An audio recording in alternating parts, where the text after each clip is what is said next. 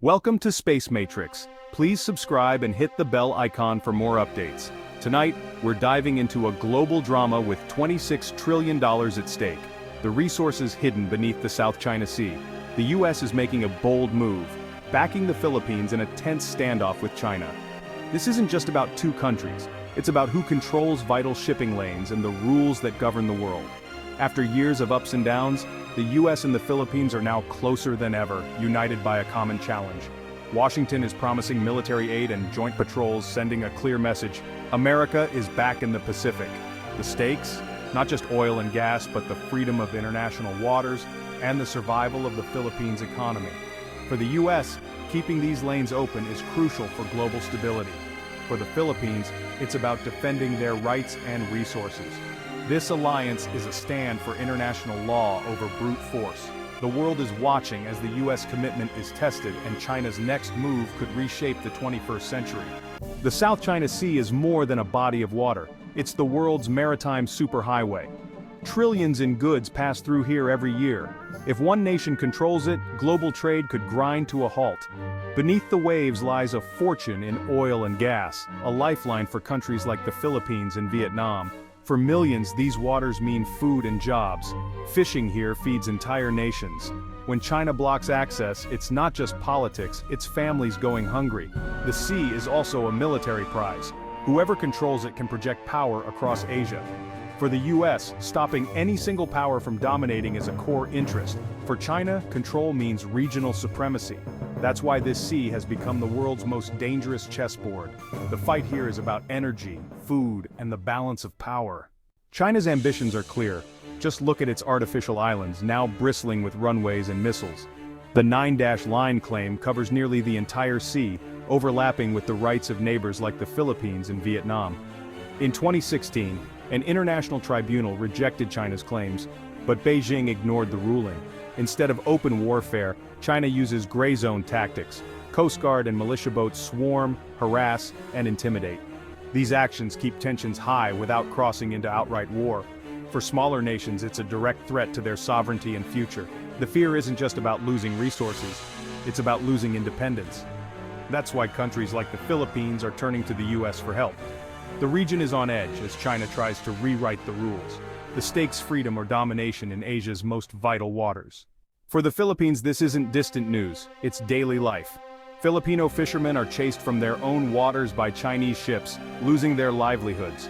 Scarborough Shoal and Reed Bank, rich in fish and gas, are now flashpoints.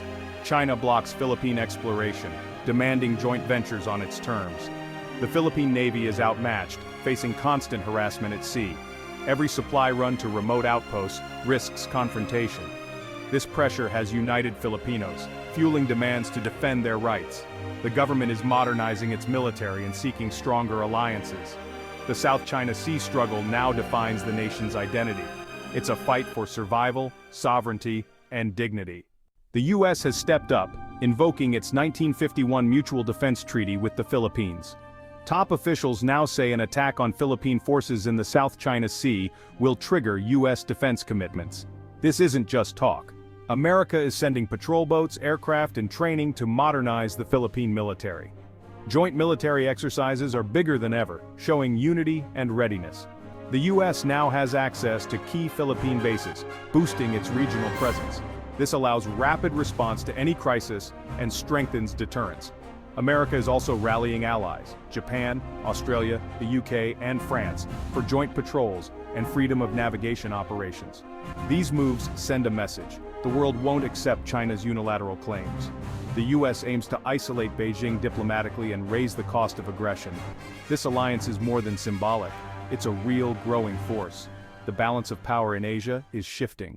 $26 trillion in oil and gas makes this more than a territorial spat. It's a global power struggle. For China, controlling these resources means energy security and economic dominance. As the world's top oil importer, China wants to end its dependence on foreign energy. For the Philippines, these resources could solve looming energy shortages and fuel development. Denying access means denying a nation's future. The US doesn't want a Chinese monopoly over this wealth. It would give Beijing huge leverage. By supporting the Philippines, America is protecting the global energy market and the rules that keep it fair. This isn't just about money, it's about who sets the terms for the world's future. The South China Sea's riches are the engine behind the conflict. The outcome will shape economies and alliances for decades. The South China Sea is on a knife's edge. The US, China, and the Philippines are locked in a contest that could define the Pacific's future. Tensions could simmer for years, with constant standoffs and the risk of accidental conflict. A better outcome? Diplomacy and respect for international law, with nations sharing resources and managing disputes peacefully. But if talks fail, China could escalate, seizing territory or declaring new air defense zones. That would force a direct showdown with the US and its allies, risking a crisis no one wants. The choices made in Washington and Beijing will decide the fate of the region. For the Philippines, US backing is a vital shield. For America, this is a test of its credibility as a global leader. The South China Sea is now the stage for the world's most important geopolitical drama. The world is watching.